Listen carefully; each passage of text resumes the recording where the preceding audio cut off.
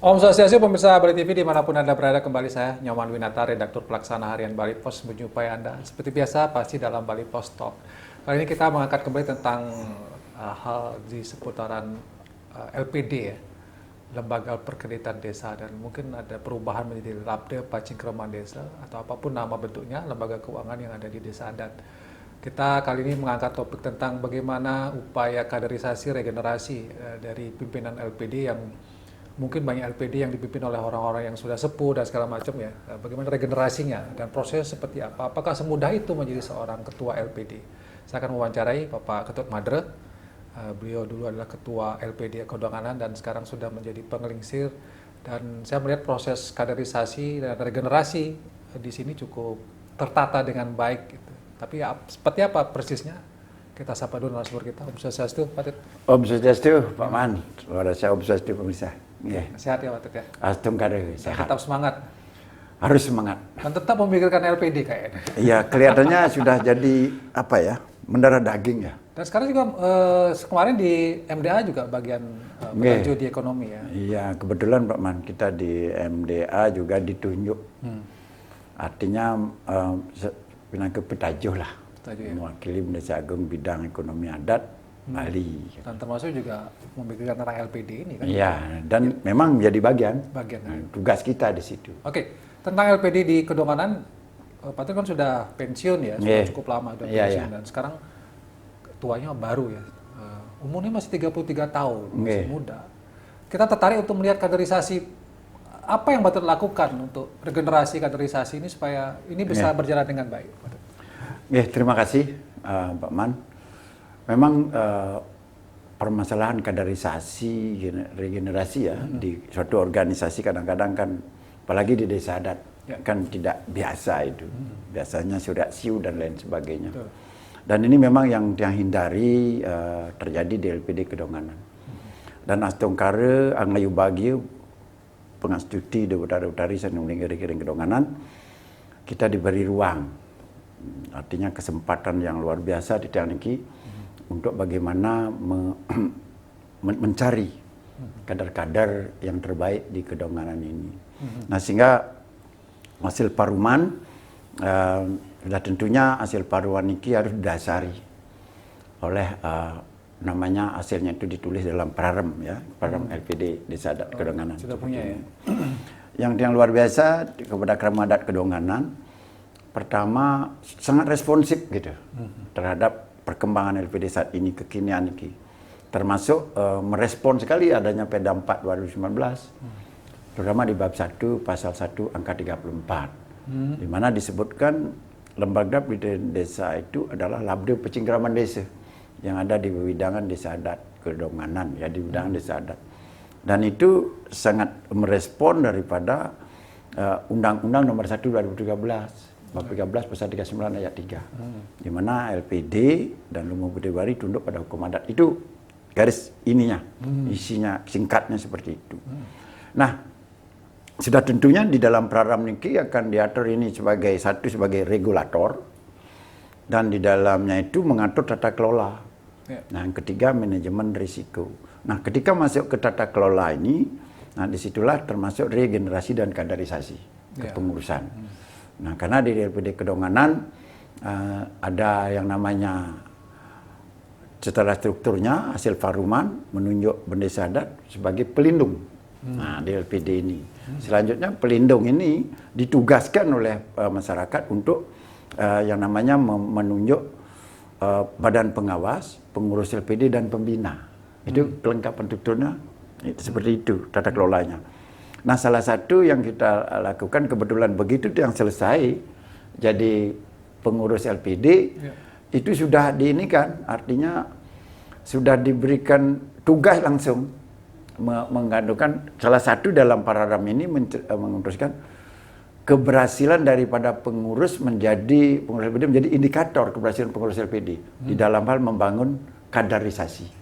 Nah, sehingga di dalam ini wajib kami sebagai tiang saku pengurus LPD, ketua LPD untuk membuat kader, dan kader ini yang bangun dari tahun 2016. 2016 ya, cukup dari lama berarti. 2016 nggih.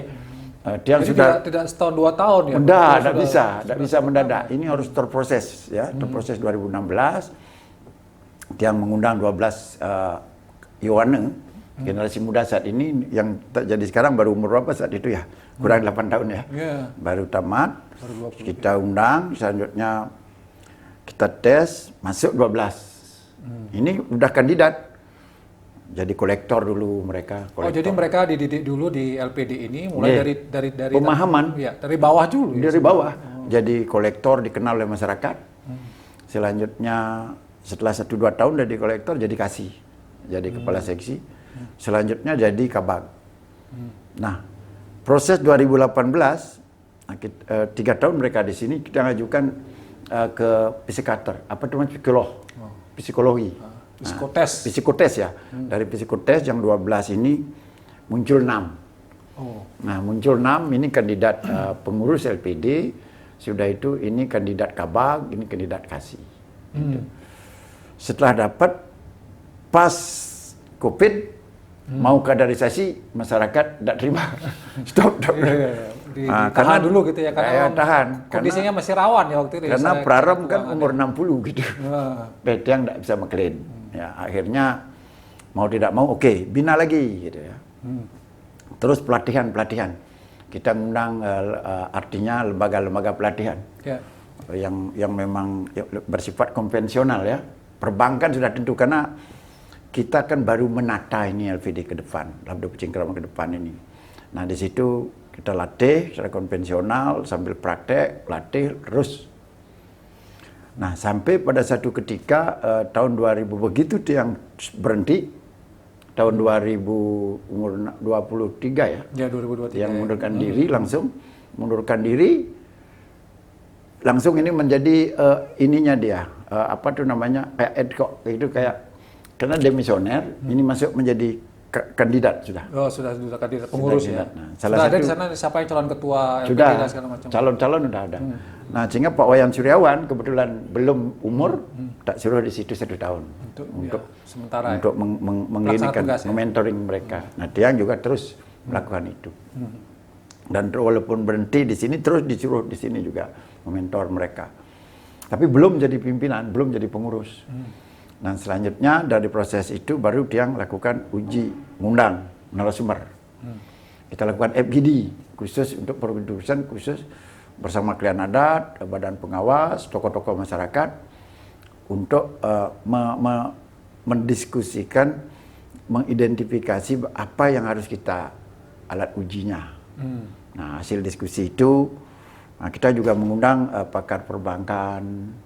Sudah itu akademisi yang kita ajak, sudah itu pakar adat, klien adatnya di sini dan pakar adat dari luar. Kita ajak diskusi, memformulasikan soal apa yang harus pakai alat mengujinya. Oh, itu ya akhirnya buat ini belum diuji ke calon-calonnya belum diuji, tapi baru menyiapkan saja apa yang ditanyakan. Ini sudah mengundang akademisi, melibatkan klien adat supaya lebih independen, tidak subjektif. Jadi kan dia yang suka sama ini, tidak biar bukan karena ini yang patut lebih suka, ini dekat, enggak boleh ya. itu. Memang betul-betul objektif. Akhirnya straight hasil itu kita sampaikan lagi penguji eksternal kepada internal. Cocok ini. Kalau sudah cocok hasilnya begini baru kita tes yang 6. Yang tes ikut banyak ya. Lolos 6, tapi setelah lolos tes 6 ini kita uji lagi sekali. Mempresentasikan visi LPD Kedonganan, LPD yang sehat, kuat, tangguh, bermanfaat dan berkelanjutan di dalam hal mewujudkan Pancakete untuk melaksanakan pancasila. Bagaimana mewujudkan itu? Dan mereka harus presentasi di hadapan seluruh para penjuru, para tokoh-tokoh masyarakat. Satu-satu mereka presentasi. Hasil presentasi di lisan, hasil ini di eksternal yang menetapkan, bukan internal. tes penguji eksternal, bukan orang kedonganan. Yang penguji eksternal itu yang tadi akademisi. Ya, akademisi, para praktisi, pakar-pakar perbankan. Termasuk Pak D. Saguna kita undang. Oh. Ya, salah satunya itu. Ya. Yang di Bali kan yang senang ngomong NLPD kan beliau. Yang punya perhatian ya dengan Ya. LPD dan beliau Dan adalah seorang bankir dulu ya. Bankir Pak dulu, Saguna. ya. Dan kebetulan juga yang peneliti LPD Kedonganan semua menjadi akademisinya. Itu ada Sudah peneliti S3, dari S3 UNHI itu yang ya semua. Ada yang terkait dengan GCG-nya, itu dari UNHI. Ada yang terkait dengan PRAUD, dengan Sadrifu, itu yang dari UNUD. Sudah itu ada yang perjanjian skala niskala, yang dari Universitas Brawijaya, ya IDP. Sudah itu ada penelitian terkait dengan ini dan Pak D, itu semua. Dan sekarang sedang kita tindak lanjuti penelitian berikut ini dengan kesehatan LPD. Nah itu. Iya. Ada 7 yang kita buat, bukan 5. Nah, ketika mereka sudah selesai presentasi, baru ditetapkan siapa yang menjadi ketua atau kepala manggala utama, pengoreng itu. Manggala utama, ada pengeraksa, dan petajuk pengeraksa dan petajuk usaha. Itu 3 itu. Dia menjadi satu kesatuan. Nah, lolos di situ, hasilnya diuji, yang menentukan juga mereka di eksternal dari masukan-masukan kita. Jadi ya ini semacam saya dulu membayangkan pengurus LPD itu ditunjuk oleh Pak Arum, pendesa adat yang nunjuk. Di Kedonganan tidak seperti itu ya. Jadi prosesnya cukup panjang ya. Oh betul. Konsep penunjukan Parum menunjuk, menyerahkan kepada bendesa. Selanjutnya bendesa minta kepada senior cerita ya. Sebagai peneliti. Ya, coba cari itu format yang ideal seperti apa sehingga mendapatkan seorang pengurus yang betul-betul. Oh jadi agak susah juga ya. Artinya agak rigid juga nih di Kedonganan. Tapi kalau Pak Teti juga di MDA, apakah melihat juga hal yang serupa ini dilakukan di LPD yang lain? Belum atau akan diupayakan seperti itu ke depan? Harapan Tiang melihat dari kasus-kasus LPD sekarang ini mesti seperti itu nanti bendesa adat di dalam hal menetapkan itu. Karena ini kan lembaga kepercayaan sangat riskan. Tidak boleh orang sembarangan. Aduh, sampunlah gitu kan. Artinya jangan hanya sekedar sudah siu Riki. Karena ini yang dikelola itu kepercayaan uang tuh. Ya LPD Kedonganan mungkin lebih kurang 600 miliar, ini kan tidak main-main. Nah, kalau kita lihat di situ, kalau kita lihat liability-nya istilah perbankan itu kan utang itu. Betul.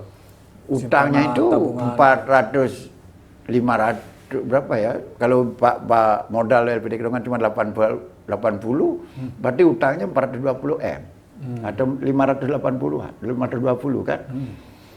Ini tidak sebanding. Ini hati-hati nih. Jangan sampai ini.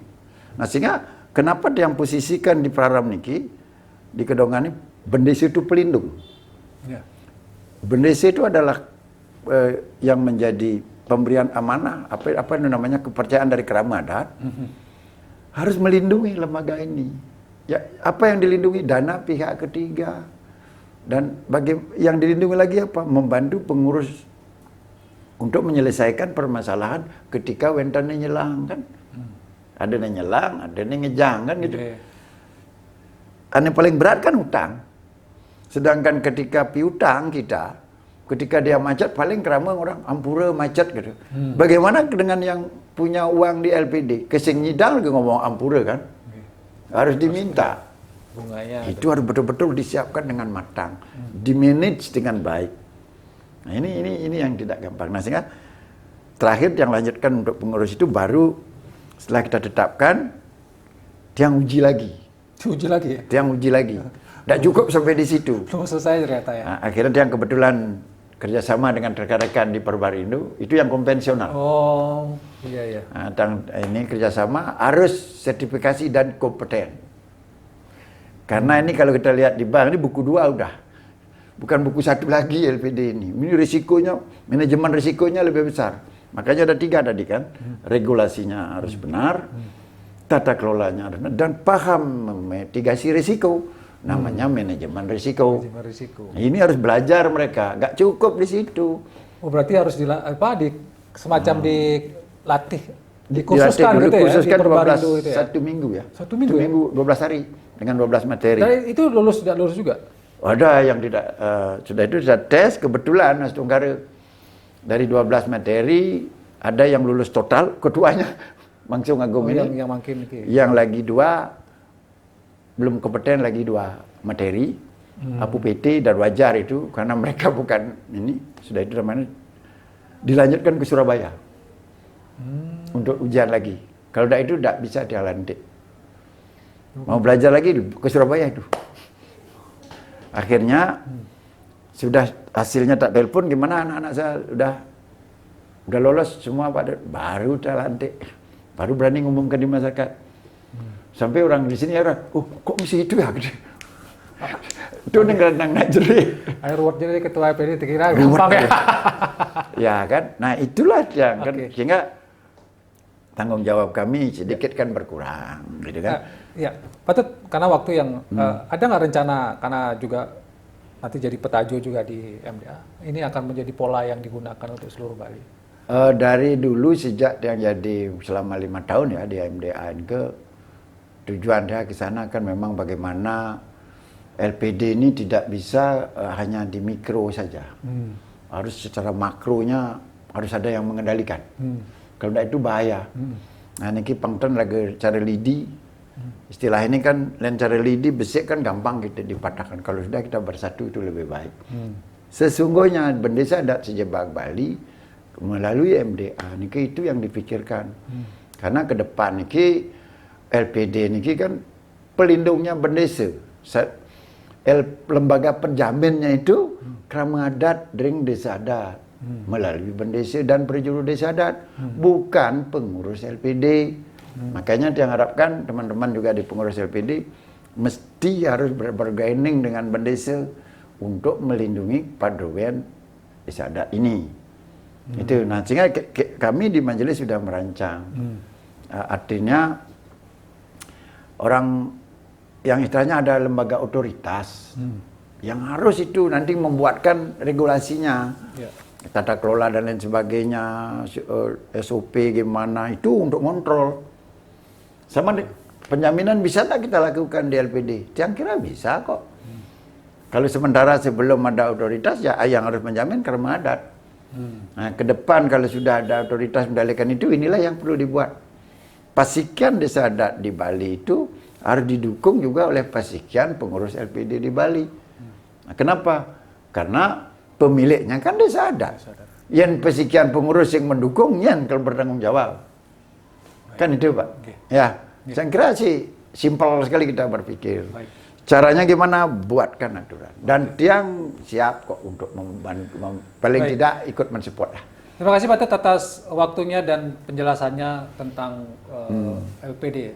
Kalau saya pribadi sih menjadi lebih tercerahkan dan optimis. Ini mudah-mudahan, karena kan kita belakangan mendengar banyak LPD yang mengalami persoalan kasus ya. 150-an. Ya, sekian ini yang agak mengkhawatirkan kita, dan mudah-mudahan dengan adanya Patut Madre yang sudah sampai detail dan ada acuan lah sekarang ini yang mungkin bisa ke depan dipakai oleh LPD yang lain untuk menjadikan LPD di Bali ini lebih baik lagi di masa-masa yang akan datang. Demikian Bali Post Talk kali ini. Saya ucapkan terima kasih atas perhatian Anda. Mudah-mudahan lain waktu kita bisa lagi dikit. Oke, silakan sedikit lagi Patut.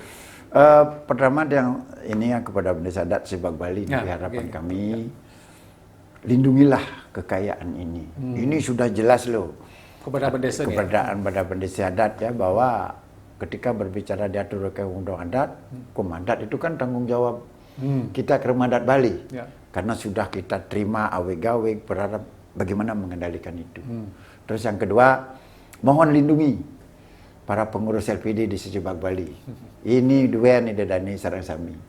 Jangan mendiskreditkan. Sering juga yang lihat ini pelayanan pengurus, jangan seperti itu. Yang mengalami kok dadas pengurus LPD berat, uleng 2 juta nyantos kini, heng gedean gai. Astung kare, yang kira itu kirang langkung ampur. Ya, terima kasih tambahannya Patut, dan demikian Bali Post Talk kali ini. Saya ucapkan terima kasih. Saya tutup dengan hormat Santi. Om. Om Santi.